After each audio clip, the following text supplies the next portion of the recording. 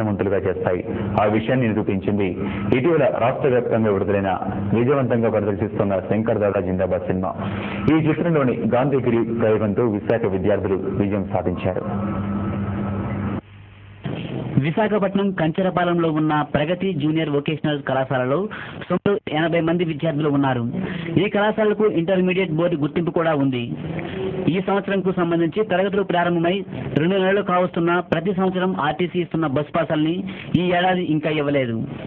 ఈ కళాశాల పారామెడికల్ జాబితాలోనికి వస్తుందని పాసుల్ని ఆపేశారు.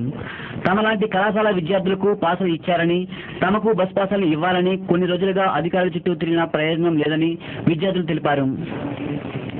పాస్ కోసం ఆందోళన నిరసనల జోలికి పోకుండా శంకర్ దాదా జిందాబాద్ చిత్రంలోని గాంధీగిరి మార్గాన్ని ఎంచుకున్నామని కళాశాల ప్రిన్సిపాల్ శ్రీనివాస్ అన్నారు.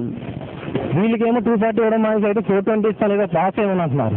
మామూలు రెగ్యులర్ కాలేజ్ కార్పొరేట్ కాలేజ్ చదివే విద్యార్థులందరికీ వాళ్ళు ఆర్థికంగా బాగానే ఉన్న వాళ్ళకి 240 ఇస్తా అంటున్నారు. పేద విద్యార్థులని వీళ్ళకి ఏమని అంటున్నారు. దీని మీద దీని కారణం తిరిగాం, రిప్రజెంటేషన్ ఇచ్చాం, దేనికి ఉపయోగం లేదు, ఫోన్ చేశాం, ఎవరిని కలమంటే వాళ్ళని కలిసాం. సంవత్సరం డిపో నెలన్నర తెప్పించుకున్నారు. ఆర్ఎం ఆఫీసులో 15 రోజుల నుంచి తిరుగుతున్నాం. ఇక మాకు సహనం చచ్చిపోయింది. అందుకని మేము మా నిరసనని గాంధీగిరి ద్వారా ఆర్ఎం గారి తెలియజేయడానికి వచ్చాం.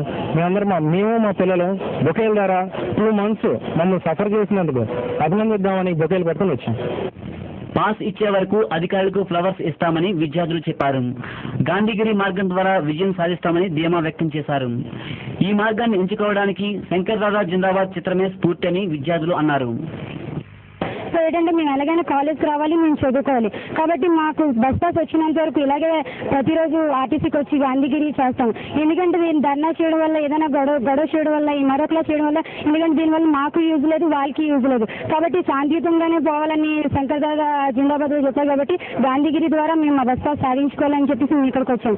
వారు ఇచ్చినంత వరకు లేదా మాకు బస్ పాస్ అయినా ఇవ్వాలి, లేదా మాకు ట్రావెలింగ్ ఛార్జెస్ అయినా ఇవ్వాలి. ఇచ్చినంత వరకు మేము ఇలాగే రోజు నిరసన చేస్తూ ఉంటాం. వినూత్న నిరసన విషయం ముందే పసిగట్టిన అధికారులు పై అధికారులతో మాట్లాడారు. విద్యార్థులు ఇంకా ఫ్లవర్ బొకేస్ ఇవ్వకముందే అధికారులు స్పందించారు. 2 రోజుల్లో పాసులను ఇస్తున్నట్లు ఆర్టీసీ అధికారి విజయ్ కుమార్ ప్రకటించారు. ఇన్స్ట్రక్షన్స్ ఉండడం వల్ల మాకు ఆ క్లారిటీ కోసం మేము హెడ్ ఆఫీస్ కి డైరెక్ట్ అడిగాము. ఆ డైరెక్టివ్ సంబంధించి ఇప్పుడు ఫోన్ లో మాట్లాడితే they have taken certain guide lines కన్నా ఇంటర్మీడియట్ బోర్డు నుంచి గైడ్ లైన్స్ తీసుకున్నారు. దానికి సంబంధించి వివరాలు ఈవినింగ్ లోపల మనకి చేరుతాయి. ఆ వివరాలు చేరిన వెంటనే సింహాచలం డిపో మేనేజర్ గారికి నెక్స్ట్ డైరెక్టివ్ ఇచ్చి వాళ్ళకి పాసెస్ జారీ చేసి ఏర్పాటు చేస్తాం. సమస్యల పరిష్కారానికి ఆందోళనలు, ఘర్షణలతో కూడిన నిరసనలు అవసరం లేదని, గాంధీగిరితో విజయం సాధించవచ్చని విశాఖ విద్యార్థులు నిరూపించారు. శంకర్ దాదా జిందాబాద్ లాంటి ఆదర్శవంతమైన చిత్రాలు మరిన్ని రావాలని ప్రజలు అంటున్నారు.